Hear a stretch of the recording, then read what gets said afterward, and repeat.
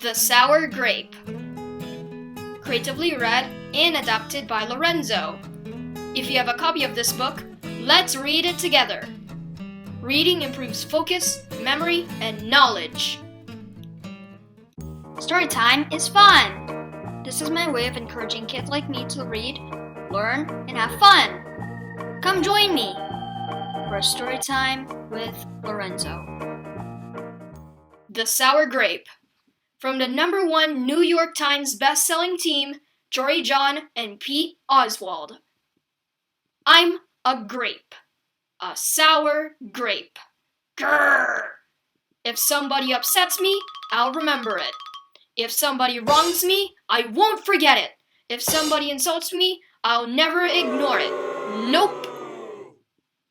See that banana over there? That banana slipped and bumped into me. So I'm holding a grudge. See that orange? That orange didn't call me back for a week. Grudge! See that lime? That lime borrowed my scarf and never returned it. Grudge! I suppose I've got pretty thin skin for a grape. Nobody steps on this grape. Grrr! Granted, it wasn't always this way. I grew up in a close-knit bunch. There were about 3,000 of us in our little community. We were sweet to each other. You look nice today. So do you. Now you do. We all lived on a vine. Sure, it was a bit claustrophobic, especially when we were trying to get ready in the morning. Are you done in there? Come on! But my family was ripe with humor, goodwill, and warmth. We did our best with what we had. Are you gonna finish that? My grandparents visited on the weekends. We'd stroll in the sun, and they'd teach us what they knew. They said it takes a bunch to raise a seed. They said that good grapes roll their own way in life. They told us to be kind, forgiving, considerate, and grateful. Above all, no matter what life throws at you, and there will be a lot, try to stay sweet, my grandma said. Indeed, we said in response. It was my birthday. I had rigorously and vigorously planned a big party for weeks. I'd sent out invitations with the date prominently displayed. Get this, I had a Ferris wheel, a magician, and hay rides. I had snacks upon snacks upon snacks. The highlight of the party, though, was a fireworks display, which would happen at sundown. I stood out front and waited for folks to arrive. I had a gigantic smile on my face. I waited. Everybody was a little late, it seemed. No big deal. No big whoop. So I waited. A tumbleweed rolled by.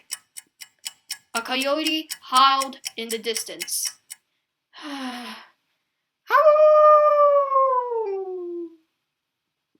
The sun sank behind the hills, and I waited.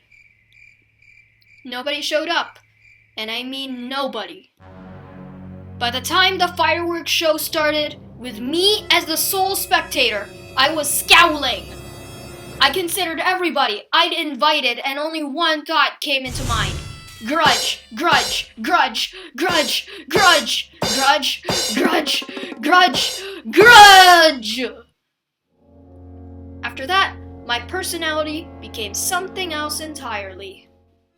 I went from a sweet grape to a bitter grape to a snappy grape. Who moved my chair? Finally, I became a sour grape. Grrr! I started holding minor grudges that eventually became major grudges. Why don't you watch where you're going? I scowled so much that my face got all squishy. You know what? Don't even bother calling me back.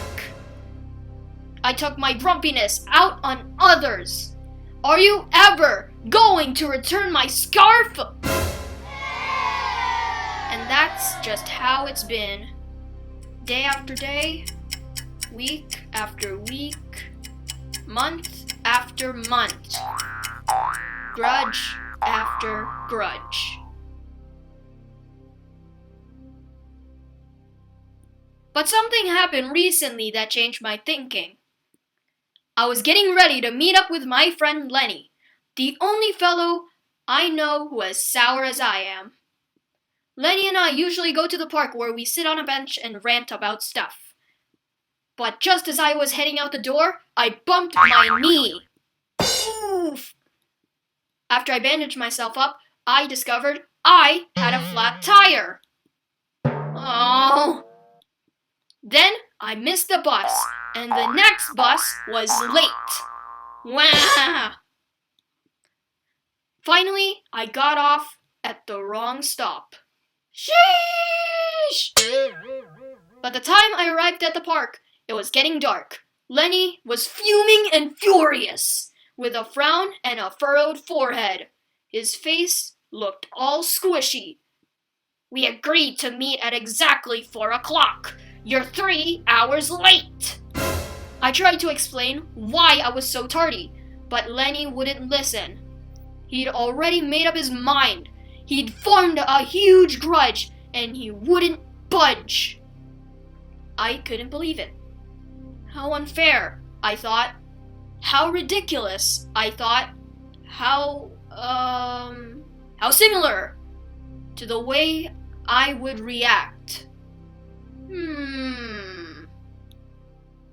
Lenny was pretty worked up. He was pacing back and forth, emitting occasional grumbles. His tone was tart. So I gave him a little space. Besides, it was nice out. I noticed the sky changing colors, the melodic chirping of the birds, the evening breeze, the buzz of the park's insects coming alive at night.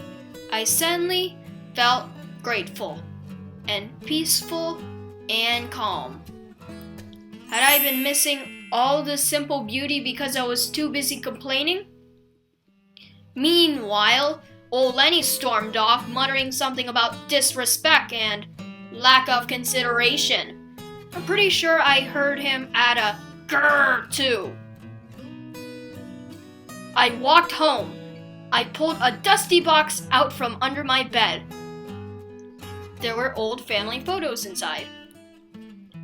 I spotted myself in one of the pictures. I was so sweet. I knew that little grape from the photo was still a big part of me deep down.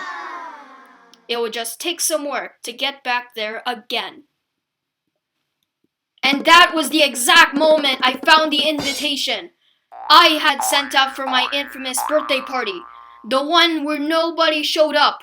It said May 31st. But wait a minute here. My birthday was on May 21st. Alas!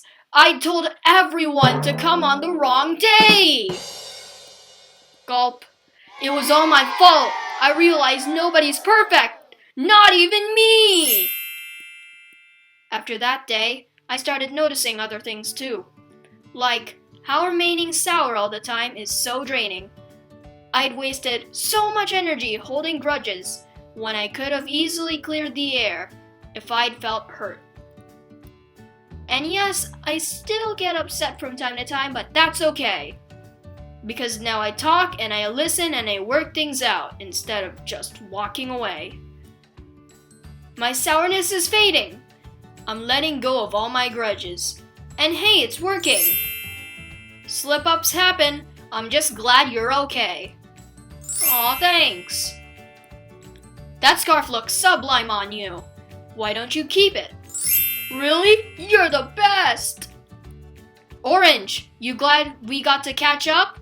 I'm so grateful that we did. Sure, sometimes I still let out a little grrr when I'm frustrated. Like this. Grrr! But then I move on. My face is less squishy too. Oh, and don't worry, things are okay with Lenny again. Gosh, sorry I'm late. You must be furious. No big deal, my friend. You know what?